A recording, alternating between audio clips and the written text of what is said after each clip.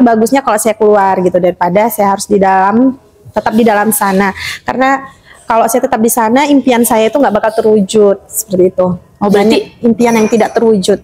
Berarti itu dorongan awalnya yang akhirnya membuat kakak memutuskan untuk shifting dari ASN, keluar dari ASN itu kemudian ke dunia bisnis itu adalah karena kakak sudah merasa tidak nyaman lagi di sana, atau mungkin lingkungannya yang sudah tidak kondusif dan tidak mendukung. Jadi kan sebenarnya niat awal itu pengen jadi bermanfaat tuh buat banyak orang.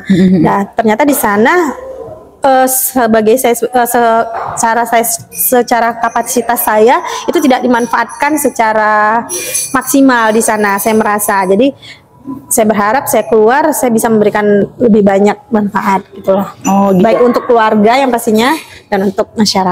Berarti bisa dibilang kalau misalnya dorongan awalnya itu adalah karena paksaan dari ini ya kak, kondisi kondisi yang memaksakan kakak kemudian untuk keluar dari dunia ASN itu sendiri gitu. Kak, ini kan kalau misalnya kan dipikir-pikir gitu kan, karena pada dasarnya banyak orang tua yang sebenarnya menganggap kalau misalnya bekerja sebagai ASN itu adalah suatu yang ideal untuk anaknya gitu kan. Nah sekarang pertanyaannya gini, gimana tanggapan orang tua kakak ketika misalnya kakak waktu itu memutuskan untuk resign dari ASN itu?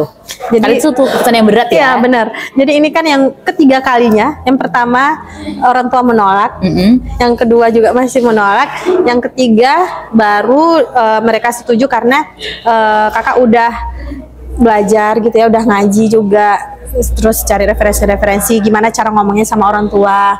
Akhirnya setelah mereka melihat plus minusnya semuanya baru mereka setuju gitu. Oh, berarti butuh waktu yang panjang juga ya kak, yang akhirnya baru bisa kemudian diberikan restu sama orang tua untuk keluar dari.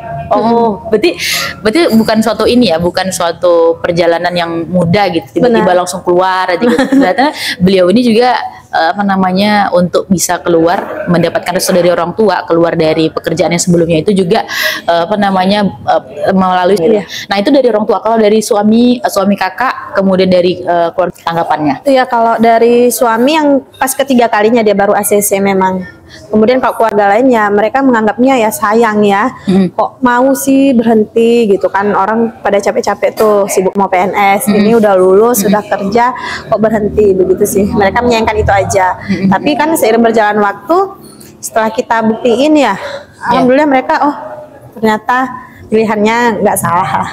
Berarti itu butuh berapa lama kakak memikirkan keputusan itu untuk memang benar-benar memutuskan fix, oke aku keluar dan memang ini udah aku keputusan terbaik, walaupun pada dasarnya kayak yang kakak bilang tadi kan itu adalah keputusan terberat gitu, maksudnya keputusan berat gitu yang mungkin semua circle pertama kakak mungkin nggak bisa jadi tidak menyetujui gitu. Itu berapa lama kakak berpikir untuk memutuskan itu tadi? Jadi sebelum kejadiannya 2018, jadi 2017 sih tepatnya, ketika merasa sudah tidak nyaman, terus berdoa sama Allah, kebetulan juga pas waktu itu sedang umroh ya, berdoa di depan Ka'bah minta jawaban dari Allah atas kebimbangan ini. Jadi itu. Berarti ini ya sempat meminta benar-benar meminta keputusan itu pas di ini waktu umroh ya? Iya benar. Dan akhirnya diberikan jawaban. Diberikan keteguhan hati benar-benar gitu ya. Dikasih jalan, Allah tunjukkan lagi jalannya, kejadian yang dulu berulang lagi gitu. Kayak gitu. Jadi kak, kalau misalnya sejauh kan ini ya, kita bisa bilang menjadi seorang wanita yang berbisnis itu kan ya bisa dibilang itu bukanlah sesuatu yang mungkin orang lihat segampang yang kita lihat gitu ya, segampangnya orang lihat gitu kan kak. Butuh perjuangan yang mungkin ada di fase kita di bawah gitu ya kan kak, seperti roda gitu. Nah itu kan kayak contoh kan itu adalah keputusan berat ya buat kakak, kalau misalnya kayak yang tadi untuk suami orang tua kakak, suami kakak, dan orang-orang sekitar kakak gitu, keluarga kakak gitu kan. Itu berapa lama kakak membuktikan kepada mereka bahwasanya keputusan aku ini benar? Jadi sebelum berhenti itu kan sudah mulai merintis tuh, sudah belajar juga. Jadi pas ketika 2018 itu udah mulai jalan bisnisnya. Jadi itu 2019 makin naik dan mereka udah nggak ini lagi gitu kan.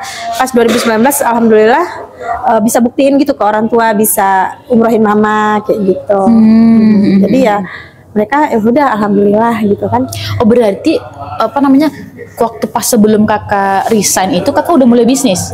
Iya. Oh gitu. 2017 bisnis di Lemon ini. Tapi sebelumnya kakak udah suka jualan juga. Oh iya iya iya. Sudah mulai jualan-jualan. Dari dulu sebenarnya hobinya jualan gitu kan. Oh hobinya jualan. Oh berarti jadi ini ya disclaimer ya, berarti beliau ini nggak serta merta begitu nggak serta merta tiba-tiba langsung keluar terus habis itu tiba-tiba resign habis itu langsung memulai bisnis gitu. Berarti beliau ini juga mengambil step-step yang memang jalan aman gitu ya Kak ya. Ya lumayan aman lah udah. Iya. Jadi beliau tuh nggak serta masalah keluar habis itu baru kemudian oke deh aku habisin langsung bisnis, enggak. Jadi beliau tuh bener belajar dulu gitu ya sambil beliau tuh bekerja gitu, masih berkarir di yang ASN tadi, beliau juga sambil bekerja dan juga sambil menjalankan semampunya ya Kak, semampu kakak ya waktu itu sambil bekerja ya sambil bekerja. Oh gitu. Jadi teman-teman beliau ini apa namanya bisa dibilang apa namanya inspiratif ya kalau menurut aku, karena misalnya nggak semua orang bisa mengambil keputusan, apalagi seorang perempuan. Perempuan itu kan pada dasarnya dia insecurity itu sangat tinggi kan, beda sama laki-laki. Karena laki-laki itu kan mereka punya apa namanya secara harfiah mereka punya jiwa dan jiwa tanggung jawab yang besar gitu kan Kak. Jadi keputusan-keputusan seperti ini sebenarnya memang berat untuk kita gitu, untuk kita sebagai perempuan. Jadi memang kenapa perempuan-perempuan yang bermensi itu adalah bisa dikatakan adalah orang-orang hebat gitu kan Kak, karena mereka mampu keluar dari zona nyaman, bener. Apalagi kayak beliau ini yang udah nyaman banget ya Kak, bisa dibilang nyaman banget nyaman banget apa namanya ASN loh itu nyaman, dan memang sudah bisa dikatakan itu adalah impian hampir semua orang gitu. Boleh spill nggak bisnis kakak sebenarnya apa sih? Teman-teman mungkin penasaran bisnis kakak itu di bidang apa sih? Terus jelaskan berkaitan dengan bisnis kakak ini udah seberapa besar gitu kan? Alhamdulillah sejak resign itu saya sudah membangun bisnis rumah lemon PKU namanya. Itu awalnya itu niatnya untuk membantu petani lemon yang ada di Pekanbaru. Oh, berarti niatnya itu adalah membantu? Iya. Oke. Terus kita konsumsi sendiri, rencananya untuk program hamil. Karena kan kakak susah punya anak tuh. Nah, jadi ketika tahu ini lemon, kan banyak lemon impor tuh. Itu beda sama lemon yang kita tanam di sini. Makanya ada lemon itu coba beli. Kemudian udah berapa kali beli, petaninya minta tolong bantuin jualkan. Oh, berarti emang unik sekali gitu ya Kak. Ya, pada dasarnya juga maksudnya kayak awal-awal itu adalah kayak niatnya menolong gitu kan Kak. Sedangkan sebelumnya kakak udah cobain banyak bisnis sih. Oh iya? Iya, pernah. Contohnya? Bisnis kuliner kayak cake, cookies and cake, kemudian properti, asuransi, udah dicobain. Jadi akhirnya ketemunya ya di sini dan fokus dari tahun 2018 ya sampai sekarang. Oh gitu. Di lemon. Dari 2018 sampai sekarang baru fokus di yang di lemon ini tadi. Hanya di lemon. Kira-kira itu di bisnis kakak yang lemon itu apa aja nih Kak produk-produk yang kakak buat dari Jadi dari sebuah lemon segar itu kita memproduksi menjadi berbagai macam aneka minuman kesehatan. Mulai dari sari lemonnya, kemudian ada obat herbal untuk batuk itu yang bagus untuk bayi sampai lansia. Jadi untuk mengobati asma juga, sesak napas itu tanpa efek samping. Itu sudah izinnya udah BPOM, udah halal, dan insya Allah alhamdulillah sampai sekarang sudah bisa membantu banyak orang, dan itu salah satu dari impian kakak yang bisa kakak capai di sini. Iya, aku kalau nggak salah baru dengar kalau misalnya kakak ini ada inovasi baru ya, yang lemon untuk skincare ya, itu gimana? Oh iya, lemon untuk skincare. Jadi kita ada serumnya juga, maskernya, body scrub, lemon oilnya juga. Nah itu kita bikin secara alami ya, tanpa parfum, tanpa bahan kimia. Dari lemon itu asli? Dari sari lemon itu asli? Bahan bakunya tetap dari lemon. Jadi teman-teman, beliau ini selain awalnya memang kita banyak mengetahui bahwasanya lemon itu kan banyak kan tuh dikonsumsi ya Kak, untuk konsumsi herbal gitu-gitu ya. Nah jadi beliau ini buat inovasi, lemon itu dibuat jadi skincare, kayak tadi beliau bilang ada scrub dan lain-lain. Cuman aku juga nyobain sih, memang scrubnya yang kemarin ya Kak ya, scrubnya memang wangi banget, dan itu memang kayak asli lemon gitu, kayak nggak ada campuran-campuran bau-bau dari kayak pewangi-pewangi buatan gitu deh. Nanti aku spill di sini. Kak, kalau misalnya ini kan kita mungkin melihat menjadi seorang businesswoman itu keren gitu ya, hebat gitu ya. kasih tahu dong ke kita atau teman-teman yang nonton di rumah, apa sisi gelap dari seorang pembisnis wanita yang mungkin orang-orang nggak tahu gitu. Jadi kan intinya setiap bisnis yang dijalankan wanita itu pasti penuh dengan tantangan. Ya, tantangan terbesar itu adalah di keluarga. Ya, tantangannya adalah ya dari suami, dari anak. Nah, itu gimana cara kita untuk mengatasi masalah-masalah itu.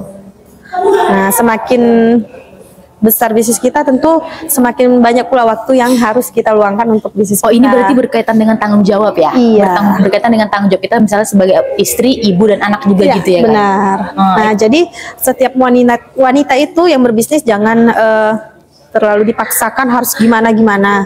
Tapi tetap harus balik lagi sih ke kodratnya. Dia itu seorang ibu. Jadi kalau kakak sendiri ya pribadi, kalau memang harus maju atau harus mundur dulu sebentar ya nggak apa-apa. Oh gitu. Iya. Berarti pada dasarnya kakak tetap menjaga juga ya kak, balancing kakak, tanggung jawab kakak sebagai seorang istri dan ibu, anak juga, dan juga kegiatan bisnis kakak atau karir kakak di luar kayak gitu. Iya. Itu gimana cara kakak membagi waktunya? Yang jelas ketika jadi ibu ya kita fokus ke anak. Pokoknya keluarga tuh terurus dulu kan, baru bisnisnya kan bisa jalan. Gitu. Nah, ya dengan banyak belajar sih pastinya. Berarti tetap kakak, kalau misalnya kakak sendiri prinsipnya tetap memprioritaskan keluarga dulu ya? Baru kemudian bisnis, karena mungkin dari keluarga itu dulu bisnis kita bisa berjalan dengan lancar gitu ya. Dan memang kemarin kan risetnya alasannya memang untuk supaya bisa jadi ibu yang baik ya buat anak-anak. Iya bener sih, Masya Allah. Pertanyaannya kan tadi ini ya, kita ngomongin soal antara yang seorang ASN gitu ya, yang pegawai gitu, artinya kan pegawai yang bekerja dengan bisnis gitu kan. Kira-kira kak, apakah semua orang itu bisa menjadi seorang pengusaha? Pertanyaannya itu, karena kita takutnya begini ya, teman-teman yang nonton akan berpikir wah enak banget nih, dia mungkin sekarang posisinya lagi bekerja gitu kan, terus kemudian karena beliau menonton video ini gitu, kemudian beliau tuh terinsight gitu kan, kemudian memutuskan juga untuk desain dan aku harus memulai usaha gitu. Coba deh kakak ini kakak, menurut kakak apakah seorang pengusaha atau pembisnis itu bisa dilakukan semua orang? Untuk semua orang? Semua orang, ya sebenarnya bisa. Tergantung dari niatnya. Nah, jadi untuk menjadi seorang pengusaha tuh harus ada mental yang kuat. Nah, mental yang kuat harus siap tahan banting. Kalau di ASN tuh kayaknya hidupnya datar aja ya, stabil aja. Kalau menjadi pengusaha itu naik turunnya tuh memang luar biasa. Dan itu kita harus kuat. Dan tapi yang pasti walaupun gini-gini, tapi itu sampainya cepat gitu loh. Dan Nabi kan udah bilang juga kan, kalau dari 10 pintu rezeki 9-nya itu dari berdagang. Berdagang itu siapa? Pengusaha. Gitu. Oke kak, pertanyaan terakhir deh. Kakak udah merasa kakak itu udah achieve yang kakak inginkan, apa yang kakak impikan sekarang ini? Kakak udah merasa udah achieve impian kakak itu atau belum? Yang lama-lama dulu udah mulai tercapai. Kemudian kan kita nggak mungkin hanya itu aja. Setelah impian yang satu udah tercapai, kita bikin impian lain. Ada impian-impian lain yang masih harus dikejar. Karena kan memang kalau hidup itu tidak akan bermakna kalau kita tidak ada tujuannya gitu. Iya, benar. Dan memang dulu saya pernah menuliskan impian untuk ini. Alhamdulillah gitu ya, Allah tuh satu persatu diiniinnya dengan cara yang tidak terduga gitu loh. Jadi kita cuma tinggal membayangkan, memimpikan, menulis pengen ini gitu kan, tiba-tiba itu datang gitu loh. Oh berarti memang pada dasarnya emangnya ya, kayaknya emang ada garis merah gitu ya. Aku juga merasa gitu ya. Aku juga termasuk orang yang nulis gitu. Jadi emang aku tulisin apa aku mau apa kayak gitu. Jadi aku juga dulu aku pikir cuma aku doang gitu yang kayak nulis kayak gitu. Terus nanti misalnya apa udah dicoret. Terus kan pernah waktu itu aku buka buku aku yang tahun 2018 2019 gitu. Dan jadi aku buka buku-buku aku yang ini kan kak, buku-buku yang buat aku tulis kayak gitu kan, buat aku yang goals aku tuh. Emang udah banyak yang tercapai, cuman aku lupa checklist gitu. Dan aku Masya Allah ternyata udah banyak yang tercapai kayak gitu. Dan itu masa kayak yang membuat apa ya, ternyata memang itulah mungkin pentingnya kita untuk menulis ya kak ya. Afirmasi tadi kan. Afirmasi itu kakak dari sejak kapan itu? Dari sejak kuliah pas mengenal bisnis kan, semester hampir terakhir lah gitu kan, diajarin bikin impian, ditulis, diafirmasi, ditempelin gambarnya gitu. Iya ya. Jadi waktu ketika di bisnis ada afirmasi dapat mobil gratis gitu kan. Dan alhamdulillah dapat, tapi walaupun bukan dari bisnis itu ya. Oh iya. Iya. Jadi afirmasinya itu pokoknya aku pengen dapat mobil gratis. Ternyata Allah ngasihnya bukan dengan cara yang itu, tapi dengan cara yang tak terduga. Tapi intinya dikasih mobil gratis. Gratis, menang undian. Beli Seriusan? motor dapat mobil ya. Masya Allah. Seriusan? Serius. Mau beli apa Beli undian? motor. Ah, terus? Motor SkyDrive. Heeh. Terus diundi dapat hadiah mobil. Mobil apa? Mobil Cherokee Q. Masya Allah. Sedan. Gratis. Nah, jadi kalau rezeki itu nggak kemana ya guys. Jadi mungkin, tapi itu ya kayak itu kalau misalnya kita pikir ya ke sesuatu yang kita pikir, dari mana dapat mobil gratis kalau Iya. kita pikir caranya. Kita membayangkan kan kita mengerjakan bisnis itu, ternyata bukan dari situ. Iya. Alokasinya. Kalau misalnya kita pikir dengan kemampuan kita dari mana dapat mobil Iya, gratis? benar, Misalnya kayak tadi kakak. benar. Usaha Cuman kayak gini kita, pun enggak. cuman kan kalau misalnya kayak kakak tadi kan kakak iya pokoknya nulis aja keinginan kita tuh apa, tanpa kita mikir kapan itu tercapai, Iya, benar. gimana caranya gitu. Iya. Gimana caranya itu tentang ya yang di atas yang Iya. ngatur kan, Allah yang ngatur kan. Iya. Oh itu keren banget. Jadi ini ya highlight juga ya buat teman-teman. Itulah pentingnya kenapa kita harus menulis goals ataupun impian-impian ataupun target-target dalam hidup kita, agar supaya kita bisa setidaknya mengukur sudah sejauh mana kita mencapai apa-apa yang udah kita dapatkan dalam hidup kita, gitu ya kan. Umur kakak berapa? 39. 39, keren ya, 39. Boleh spill omsetnya nggak? Enggak boleh ya. Atau direkam. Nggak boleh.